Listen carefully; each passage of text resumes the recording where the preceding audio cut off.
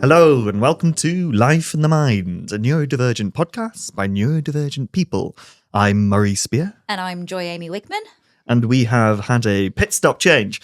We have transitioned for this second podcast with Roberta Smart. Hello. Through from Dave to me. Hey! Yeah, the power of media. Yeah, so because we don't film both episodes on the same day. No, we definitely film them a week apart, which is why we're all wearing the same clothes. Yes. Yeah. Visual gag for you there. So we thought, our topic for today, we thought we'd have a little chat about being neurodivergent and sort of dealing with grief and what all that kind of stuff entails for us. There All are the things around it, the expectations, the events, Yeah. the really specific the events. events, man, the events. It's a massive topic, It is. people. It Yeah. is. How long do we have? We've only got about 20 minutes. Okay. Wow. Speak at double time. Yeah, it's a fascinating subject. And again, I think people don't talk about grief and loss anyway. Yes. Just as a rule. So a bit of a soapbox of mine is talk to your people about dying. Yeah. Talk about The reality of it. the death of people that you've lost, death of people that of yourselves. Talk about your own mortality. Talk about, if you have strong feelings, talk about them. I mean, I think that's the same for anyone, regardless of their neurospiciness or not. Yeah. Well, I mean, there's not an awful lot of research out there about it in terms of neurodivergence, but the National Autism Society have like a guidelines for professionals to help professionals help people. Yeah. And one of the things on there is talk about it. Yeah. Because especially for neurodivergent people, it's a better way to process. I know that I find it useful to talk about, especially I think talking about the person Yeah. is a really nice way of doing it. And I maybe it's the autism in me. I don't like saying things like, "Oh, I'm sorry for your loss," because obviously I am sorry that they've lost somebody, and the empathy is like really, really hurts. What I like to do, and I learned that from somebody else on a podcast, and I think it was the lady who does the grief cast. Can't remember what her name is. I can't do names. But she's amazing. Yeah. And she said, I like to go up to people and say, "Oh, tell me about them. Yeah. What were they like?" Well, I've just been working in the funeral industry for a year as a funeral arranger. So I'm the person that you would come in and talk to if you've lost your granny, your granddad. Let's keep it in a safe place. And you want to organise a funeral, I'm the person you talk to. And unlike a lot of my colleagues, my first question was always, who are we going to be looking after?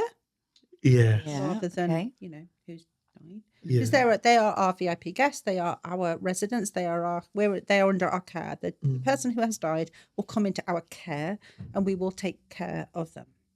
First thing, so who are we going to be taking care of? And the second thing is, right, tell me about Ruby. And they look at me, the family look at me a little bit askance, go, I thought we were going to sign papers and be formal. No, tell me about her. Yeah. Tell me about her. What's she like? And they tell me all the very polite things. And I go, and how are you all doing? And then again, look a little bit uncomfortable. I'll say, because this is important. That brings up a lot of stuff. I'm really trying hard not to swear, because sweary words make sense. But it brings up a lot of stuff. The sibling stuff. I've been left out of the family. You're always the favourite. Why are they getting more attention than me? All those little bits that you've been holding in. And again, it's regardless of your neuro status, the death of a person that you care about brings up an awful lot of stuff. For people who are working through neurodivergence and process differently, to me, I think the biggest thing is you have permission to feel exactly as you want to feel. Yeah. This is a safe space. And this is, again, something that I personally offer to all my clients, which I don't think my colleagues did necessarily, because this was me. This was my soapbox. This is a safe place. Do you want to walk in here and sit and talk to me and tell me that she was an absolute cow, that you hated her, but you can't tell your parents this, you can't, you're holding it together. Anyone that's lost anyone, you're holding it together for your friends and family. So come in here and break down. Come in here and have a cry, a shout, a swear, stamp your foot, call them all the names under the sun. Be truthful. Yeah. Give yourself a place to dump it and let me take it for you.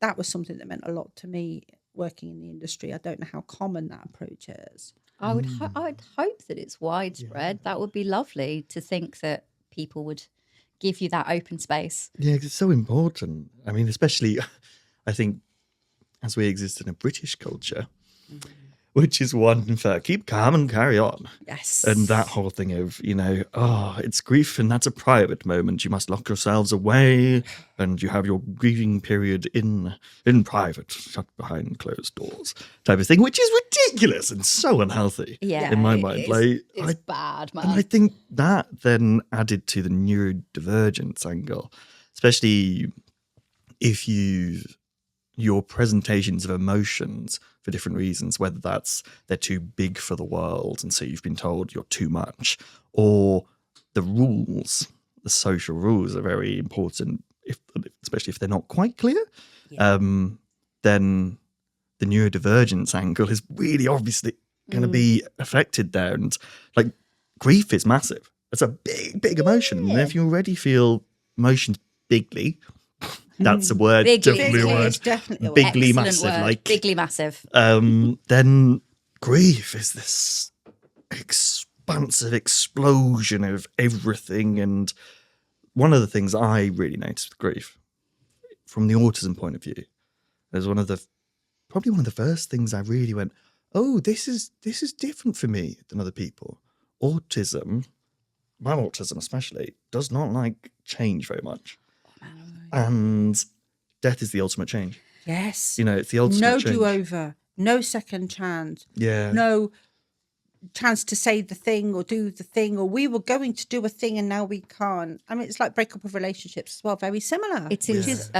Losing a friend. We were going to go on holiday. We were going to spend Christmas together. We were going to do things, and we all plan our lives forward. Yep. To suddenly have that cut off. What Murray has just said is exactly the issue that I have with it, is that it is a change that keeps on changing. And I lost a friend a number of years ago, and I regret that I did not get like grief counselling or something so I could just talk about him. And I talk about him quite a lot. My husband didn't really know him. It was sort of before we met. It was most of our relationship together, and he passed away quite soon after I got together with Paul. And every time I plan to do something, I'm very aware that I'm doing it without Ian. And I try and see that like a positive thing. I kind of try and feel his presence. Not necessarily in a ghosty way, but sometimes I just can feel him put his hand on my shoulder and go, all right, mate. Yeah. And it bolsters me. Yeah.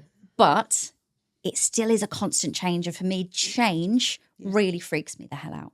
I'm not good with it.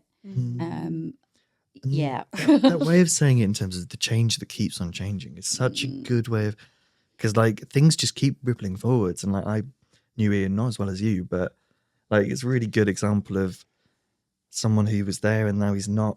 But one of the things I remind myself of, I guess, with grief is that people are never truly gone in that kind of way. We live on through these impacts we have on other people and the way that these ripples echo down through generations and stuff and how people affect us.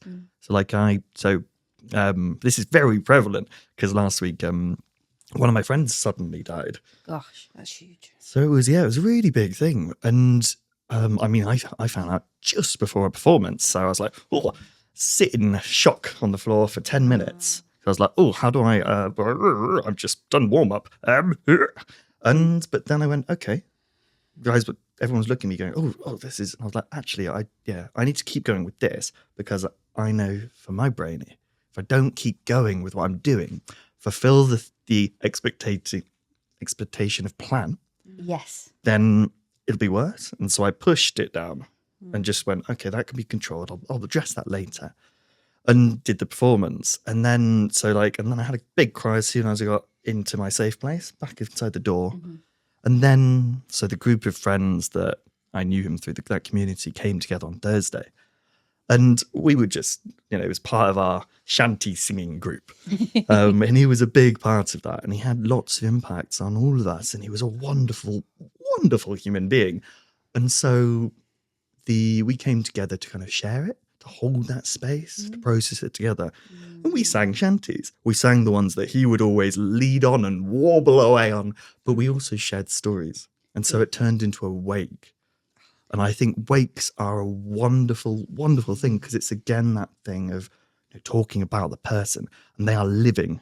Yeah, They are living, and you go, "Oh, this person's not gone, not in that absolute finite way." If you do a wake properly, Yeah. and that sounds like It was doing brilliant. a wake properly. It's accidental. I find it really difficult. I don't do silence very well.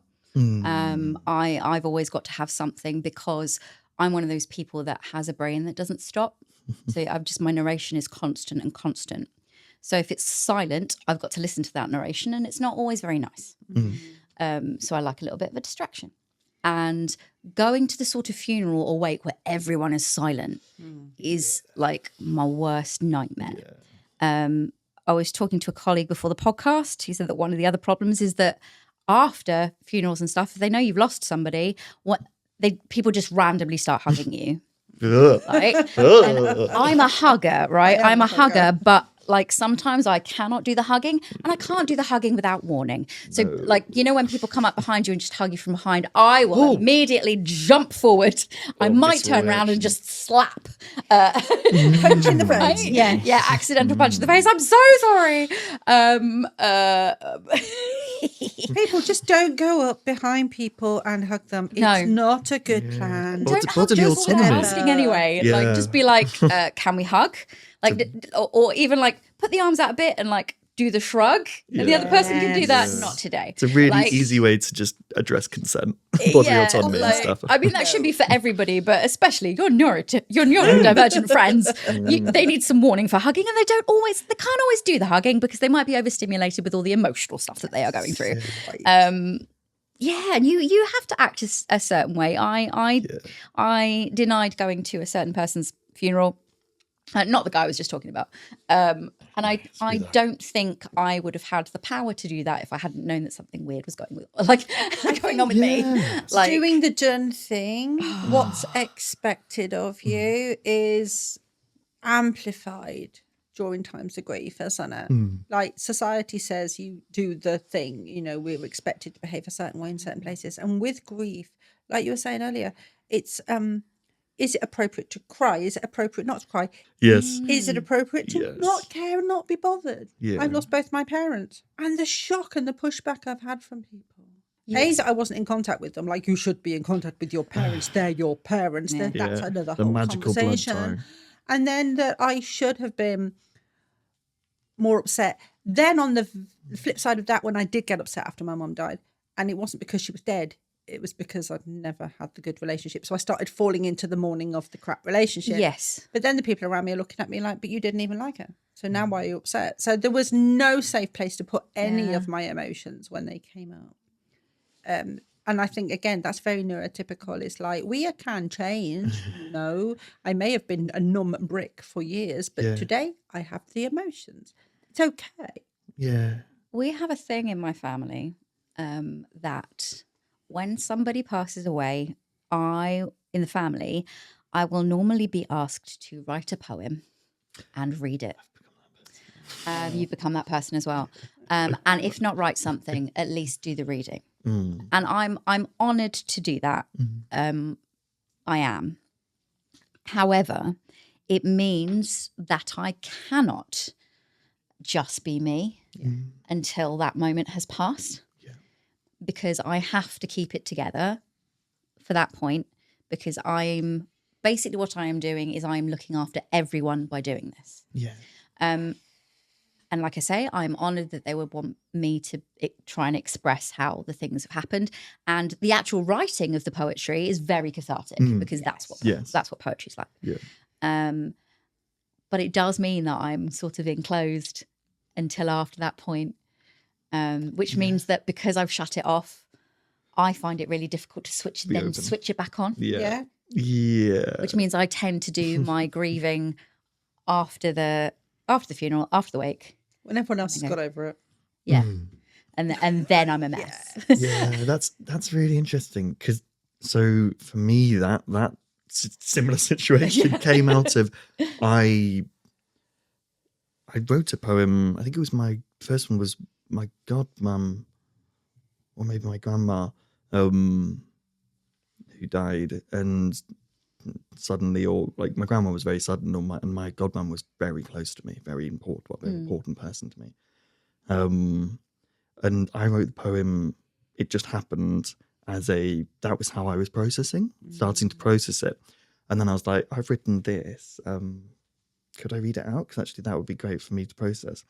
And then people were like, that's great. That's really good. So I started getting requests. And I was like, this is complex, because I don't want to do if it's not authentic. Because this is, if I'm doing it, if it was going to happen for naturally, then that will be of my emotion. That will be of my relationship to the person. Yeah.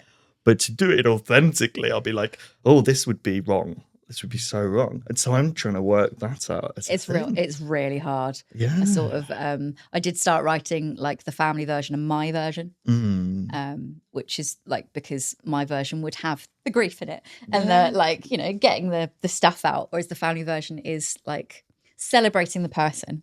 Yeah. Which is great. But we're writing other people's words. I mean, it's uniquely difficult. Yeah.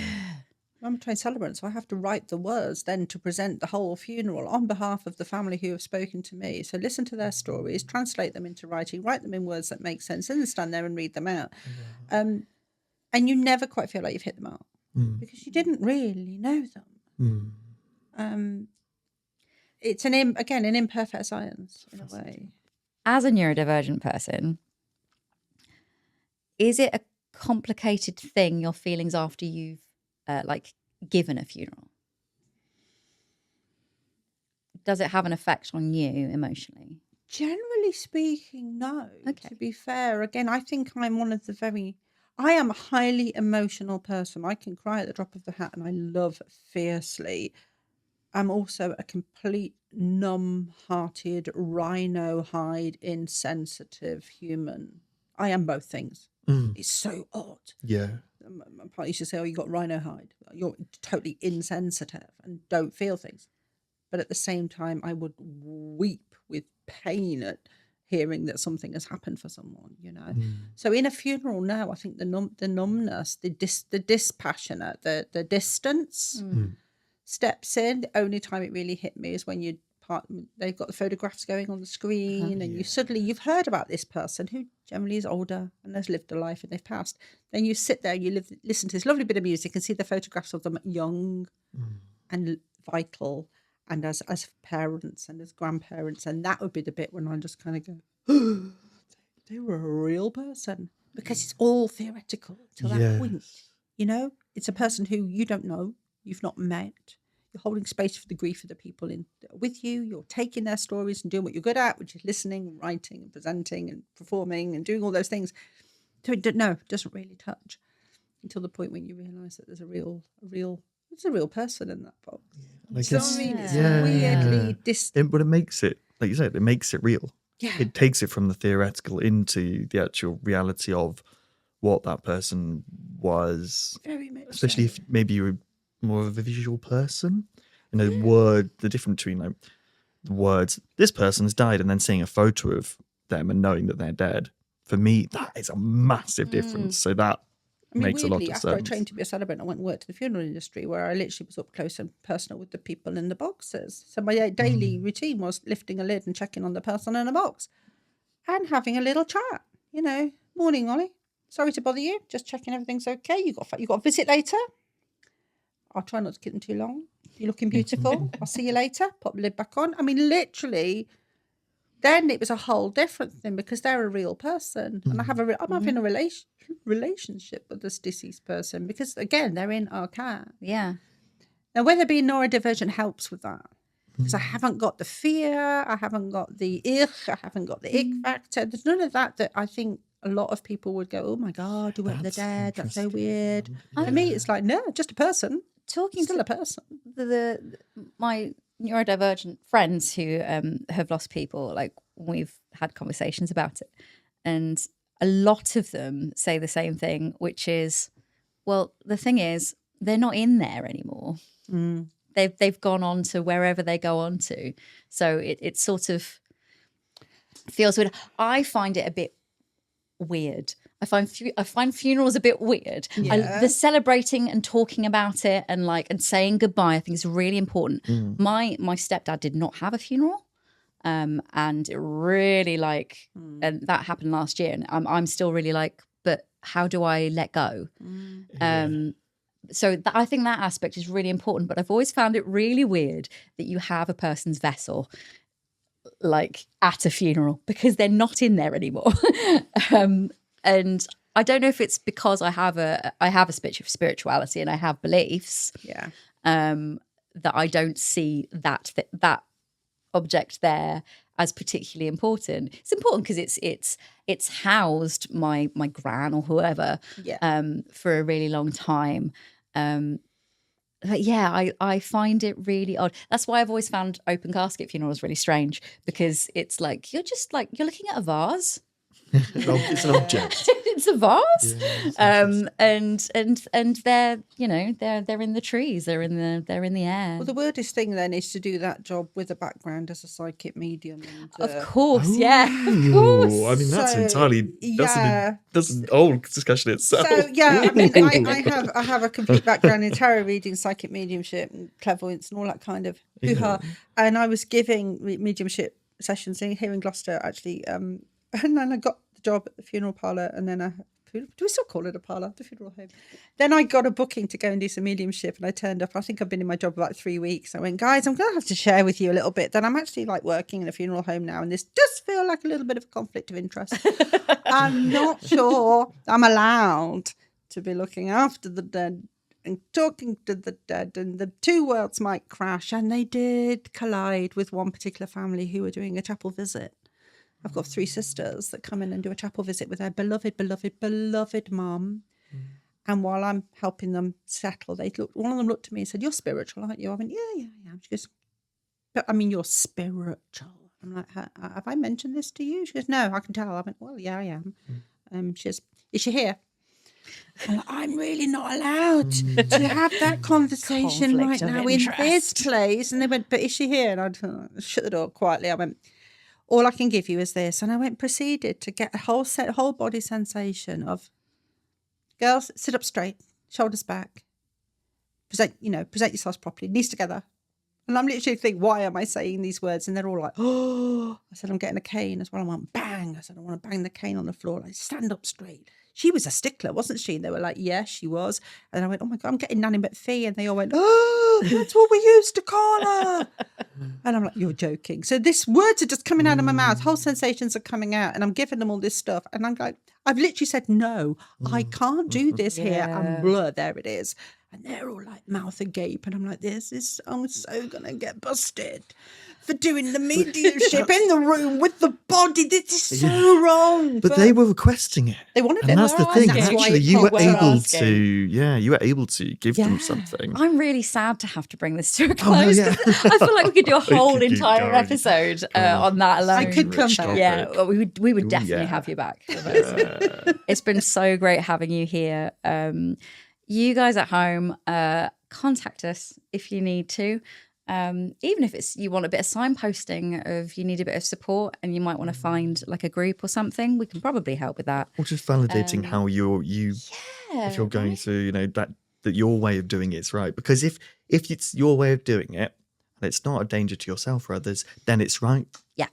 If in doubt, find someone that you trust and have a chat. I think that is the nuts and bolts of most things. Find one person that you trust in your life and ask them to listen and tell them how you feel. I think most people have got one person, and it might not be someone you think, it could be somebody you meet at a bus stop. It could be someone that is in your local shop. That people are everywhere, and there are good people everywhere. I have to say that as well. Yeah, there there are are. good people everywhere. People are listening. So do share. Thanks so much, Roberta. And we'll see you again next week. Okay, folks, that's it for this episode. You can follow us on Instagram at life.inthemind, and our other socials are linked in our bio. Don't forget to like, subscribe, and comment. Bye-bye.